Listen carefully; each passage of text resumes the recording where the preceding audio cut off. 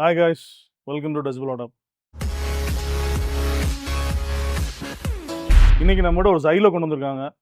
Xylo கிட்டத்தட்ட வந்து அந்த வண்டி பார்த்தீங்கன்னா ஒரு 1,75,000 கிலோமீட்டர்ஸ் ரன் ஆயிருக்கு. அவங்க இது ஒரு சென்டிமெண்ட்டான வெஹிக்கிளா வச்சிருக்காங்க. ஸோ அதனால வந்து இதை நான் கம்ப்ளீட்டாக ரெஸ்டோர் பண்ணுறேன் அப்படின்ட்டு அவங்க ப்ரொசீஜர் பார்த்தீங்கன்னா இனிஷியலாக பெயிண்டிங் ஃபுல் பெயிண்டிங் பண்ணிட்டு அது மதுரையில் எங்கேயோ பண்ணியிருக்காங்க. ஒரு இது நல்லா பண்ணியிருக்காங்க, சூப்பராக பண்ணியிருக்காங்க பெயிண்டிங் பார்த்தேன். அதுக்கப்புறம் நம்மகிட்ட ஆடியோ பண்ணுறாரு. அவர் வந்து அந்த கஸ்டமர் வந்து பார்த்தீங்கன்னா ஃபாரினில் இருக்கார். அவங்களோட மச்சனன் தான் இங்கே இருப்பார், கோயம்புத்தூரில் இருப்பார் போல தெரியுது. ஸோ அவங்க 2 பேருமே ஃபாலோவர்ஸ் தான் நம்ம சேனலில். அவங்க ரொம்ப நாளாக ஃபாலோ பண்ணதுனால இடையில அவர் பேசிட்டே அந்த கான்வர்சேஷன் நமக்கு போயிட்டு தான் இருந்தது. இது பண்ணலாமா அது பண்ணலாமா அப்படின்ட்டு. நார்மலாக Xyloக்கு இவ்வளோ இன்வெஸ்ட்மெண்ட் பண்ணி ஒரு ஆடியோ பண்ணுறது இது வரைக்கும் நாங்களும் பண்ணதில்லை. மற்றவங்க யாராவது பண்ணியிருக்காங்களான்னு எனக்கு தெரியல.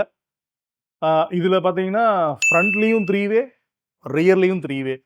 ஏன்னா அந்த கஸ்டமர் சொன்னாங்கன்னா, நாங்கள் அந்த வண்டி எடுத்தாலே எல்லாருமே போவோம், ஃபேமிலியோட தான் போவோம். எல்லாரும் மியூசிக் கேட்குறவங்க யாருமே வந்து ஒருத்தருக்கு குறை இருக்கக்கூடாது. இந்த வண்டியில் ஏறிக்கணும்னா அவ்வளோ ஹாப்பியாக என்ஜாய் பண்ண மியூசிக்கை எல்லாருமே என்ஜாய் பண்ணுவோம். ஈவன் எங்கள் குழந்தைகள் கூட என்ஜாய் பண்ணுவாங்க அப்படிங்கிற மாதிரி அவர் கேட்டிருந்தார்.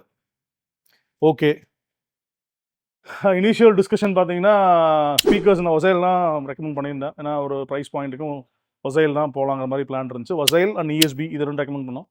அப்புறம் சார் வந்து இல்லை எனக்கு ஆல்பைன் தான் வேணும் அப்படிங்கிற மாதிரி சொல்லியிருந்தார். அவர் ஒரு ஆல்பைன் ஏன்னா every one knows about it, அதனால் அது ஈஸியாக மைண்டில் ரெஜிஸ்டர் ஆகிக்கிறதுனால ஆல்பைனே போயிடலான்னார். Okay, no problem.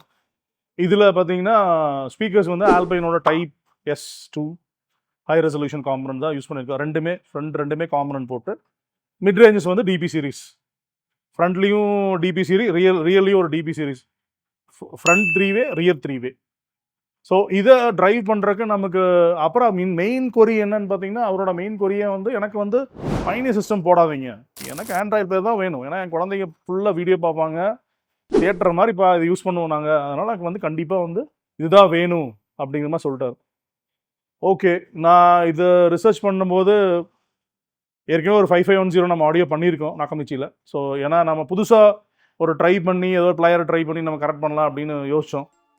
இப்போ அது ஒர்க் அவுட் ஆகாது, நம்ம ரெப்யூட்டட் பிராண்ட்லேயே போய்க்கலாம் அப்படின்னு ஒரு நாக்கமிச்சியில் 5510 ரெக்கமெண்ட் பண்ணேன். ஏன்னா அந்த head unit proven head unit கிட்டத்தட்ட வந்து ஒரு 75 to 80% பையனோட 6650 மேட்ச் பண்ணும். ஏன்னா சிக்னல் குவாலிட்டி அந்தளவுக்கு நல்லா இருந்தது. ஓகே, அதை யூஸ் பண்ணிக்கலான்ட்டு. ஏன்னா அதில் வந்து அவர் இன்னொரு விஷயம் என்னென்னா மேலே ஒரு மானிட்டர் வச்சுருக்காரு. ஏன்னா இதில் ஒரு செப்பரேட்டாக ஒரு ரியர் சீட் என்டர்டைன்மெண்ட் மாதிரி போனோம்னா அது அகைன் மறுபடியும் அது ஒரு ஆல்மோஸ்ட் ஒரு 40 to 50,000 எக்ஸ்ட்ரா ஸ்பெண்ட் பண்ணுற மாதிரி இருக்குது. எனக்கு அது வேண்டாம்.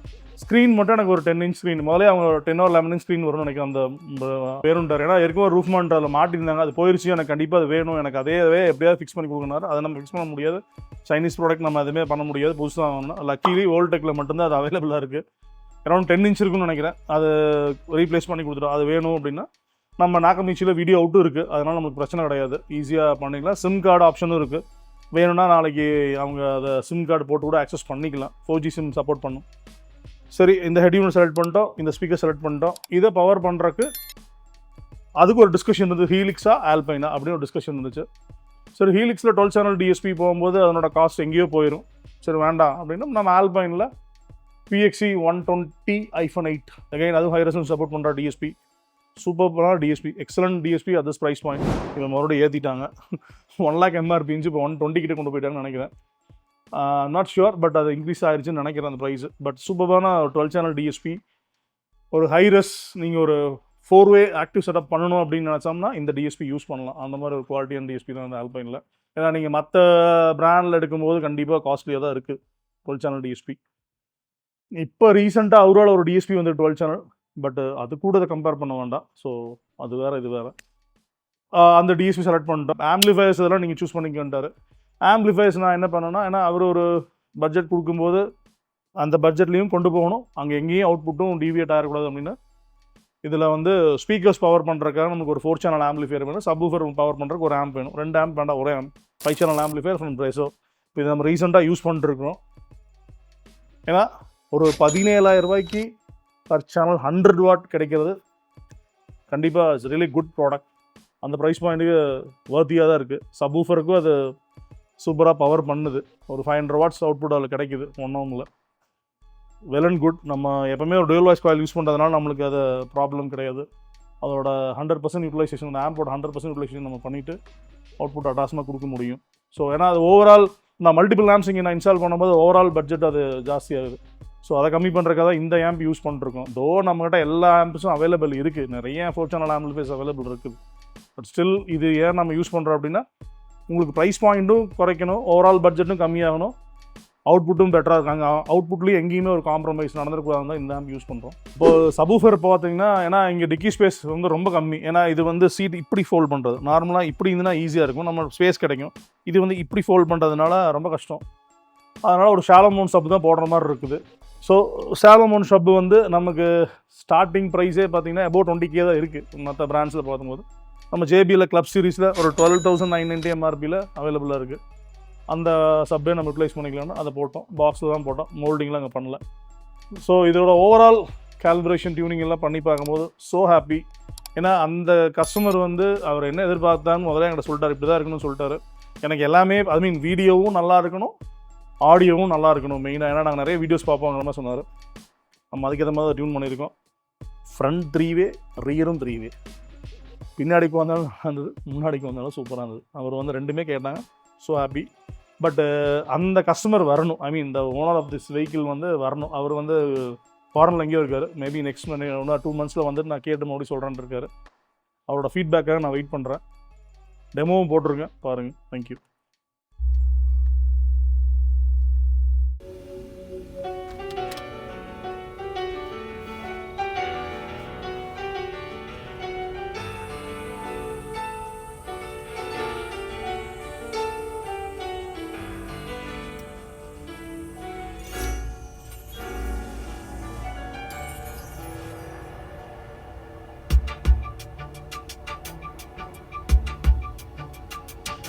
மாலையின் வேதனை கூட்டுதடி,